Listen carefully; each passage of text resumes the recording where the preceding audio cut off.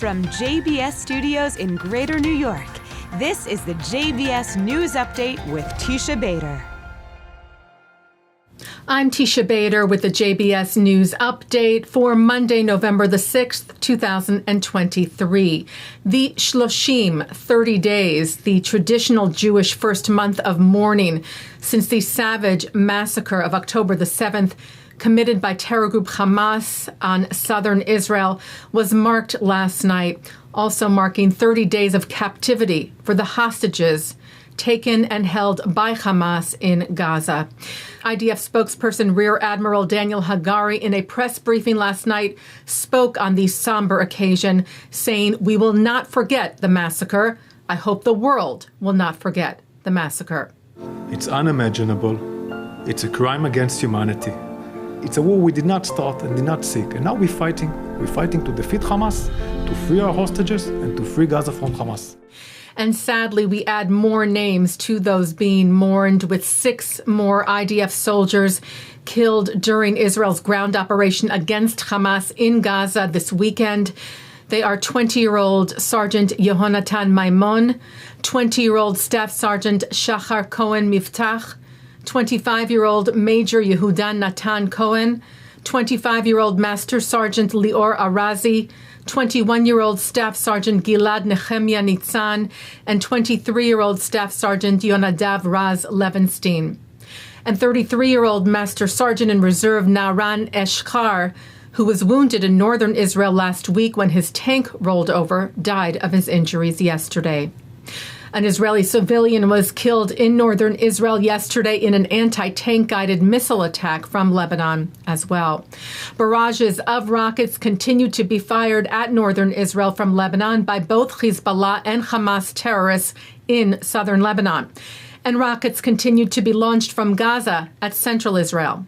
Intense fighting continues in Gaza between Israeli troops and Hamas terrorists.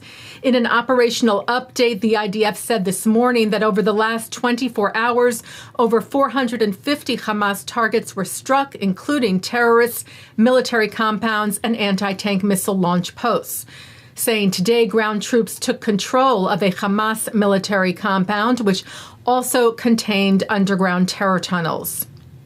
IDF fighter jets also neutralized 2 top Hamas commanders, one responsible for the special security operations of Hamas, and the other commander of a Hamas battalion, who the IDF said took part in sending terrorists to Israeli territory in the murderous attack on October the 7th and planned additional attacks. IDF soldiers today located and destroyed compounds used to launch rockets, including, it said, a compound located inside a mosque. Over 50 rockets were found in a compound used for youth activities, ready to be launched into Israel. And the IDF opened a civilian evacuation corridor in order to allow the residents of the northern Gaza Strip to move south for their protection. The IDF saying it reiterated that it has repeatedly called on the residents of Gaza City to evacuate from the area and continues to urge them to do so. The IDF saying we are not at war with the people of Gaza. An Israeli border police officer was stabbed today by a Palestinian terrorist near Jerusalem's Old City and later died of her wounds. 20-year-old Sergeant Elisheva Rose Ida Lubin moved to Israel from the United States last year as a lone soldier. Another officer who was with her was injured moderately in the attack. The terrorist was shot dead by other border police officers at the scene. Israel's President Isaac Herzog accepted the credentials of incoming U.S. Ambassador to Israel Jack Lew yesterday, saying he was honored to receive Lew's credentials in Jerusalem and thanked him for the support of the U.S. administration, in particular at this difficult time. I'm speaking for all Israelis when I say, never has American friendship been more evident or more valued than it is today. Herzog spoke about the IDF's battle in Gaza and what Israel was fighting for. This war is about much more than Israel and Hamas. It's about whether the world will accept the violation of our most basic values as human beings.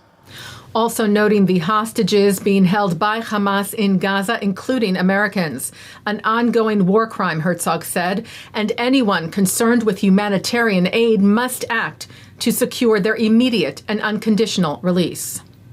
Ambassador Liu told Herzog that representing the U.S. in Israel was a profound honor.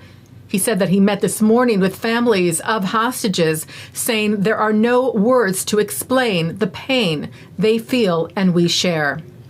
Working for the release of over 200 hostages, including Americans, will remain a top priority until their captivity comes to an end. What took place on October 7th is a stain on humanity. It cannot happen again. And so I want to reiterate what both President Biden and Secretary Blinken have said countless times since that very dark day.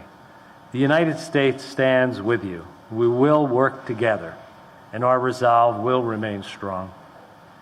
And President Herzog had asked for a candle to be lit last night to mark the Shloshim, the 30-day Jewish mourning period from October the 7th, with people posting their photos from Israel, the United States, and around the world.